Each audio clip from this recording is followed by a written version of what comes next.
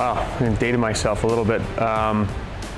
Working with athletes, I think, started from a young age for me. Always coaching football, coaching hockey right out of university. I started working with more athletes, hockey, football specifically. That's really where ETS started, even though it was just some business cards that I had printed. But really, that's where it started. Was I knew that this passion was something that I wanted to do for the rest of my life. It was just a matter of figuring out how to actually get into a facility and what have you. But I would say, fresh out of university, probably at 23, 24 years old is when I started. So 10, 15 years ago. I date myself too much.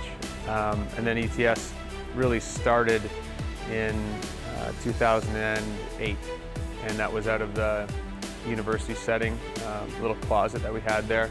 And we've been here now at this facility for 7 years.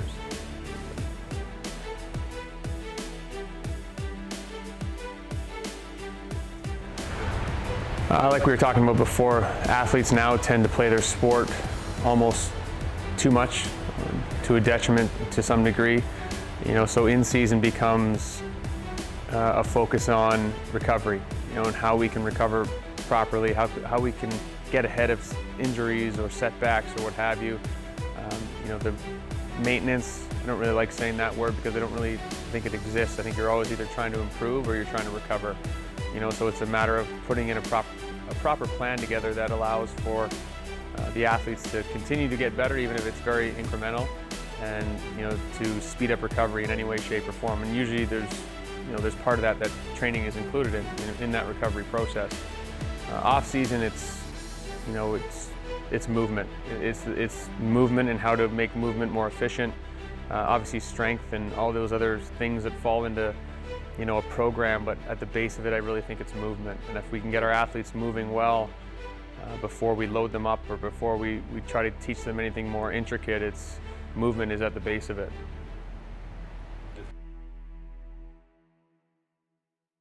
Yeah, I think you're right. Speed and quickness is definitely, as a game, as the athletes get bigger, better, stronger, faster, all those things, speed becomes a very desirable aspect of performance. And I think one of the things we teach at a very young age to our athletes is the ability to slow down. And it sounds kind of counterintuitive, but the better you can slow down, the faster you're going to be. And it comes back to what I said before about movement and body mechanics, sprinting mechanics. But if you can learn and if you can improve an athlete's deceleration, you're going to dramatically improve their acceleration. Right, so we teach at a very young age and how to slow down under control, how to plant and pivot, what it should feel like to move your body. How do you push, what leg pushes first, all those little intricacies of that. But I think more than anything, it's slow down to get faster, and teaching our athletes to use their brakes, how to use them properly, how to be efficient in and out of turns and cuts. Something I say is that any sport is played in a 10 by 10 yard box.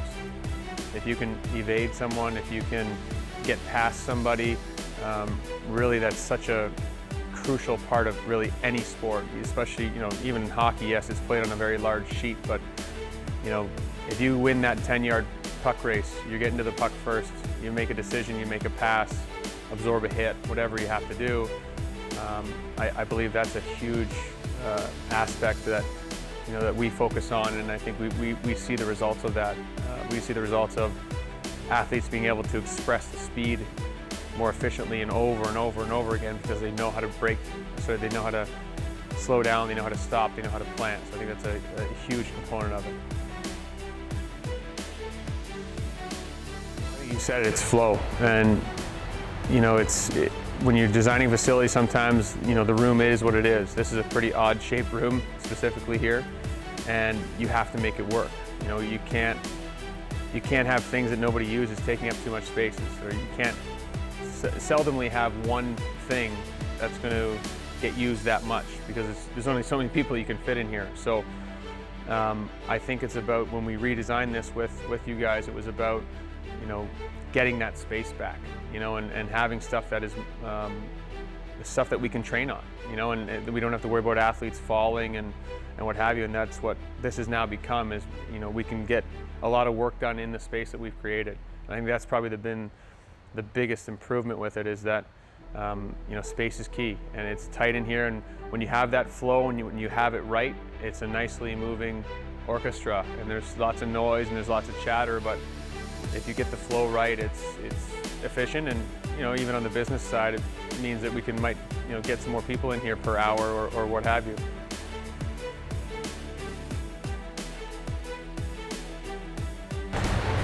Yeah, you know, it's a lot of the old gyms have the big platforms, and you can only do one or two things within those platforms. And like I said before, it's about space and flow. And if we can have that space to do multiple things on, have more athletes in here with safety in mind. I mean, we're in a smaller space as far as a performance center, so that's always something that's, you know, top of mind. Is we don't want athletes running into each other. We don't want athletes, you know, competing for space, because that's when bad things happen. You know, and having a versatile floor that you can, like I said, do agility drills on, you can do jumps on. You don't have to go to one specific area, you know, to do those. And especially now with the turf, with the upgrade of the turf, is you know, it just again allows for more creativity, even as coaches too, you know, as to what we can do with the space. You know, so it's having that space utilization which creates flow and creates efficiency.